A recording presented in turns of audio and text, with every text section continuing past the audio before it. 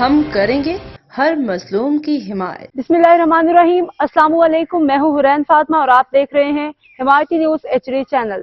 نظر ڈالتے ہیں آج کی اہم خبروں پر۔ ڈپٹی کمشنر خوشاب فربامر کی ہدایت پر additional deputy commissioner general doctor Aisha Khan نے پرائس کنٹرول مجسٹریٹ اور انجمن تاجران کے صدر رانا سلیم الرحمان کے ساتھ اپنے آفس میں ایک اجلاس کا انعقاد کیا۔ اجلاس میں ڈیو انڈسٹریز عبداللہ پولٹری ایسوسی ایشن کے صدر سید حسین شاہ کے علاوہ تاجران نے شرکت کی۔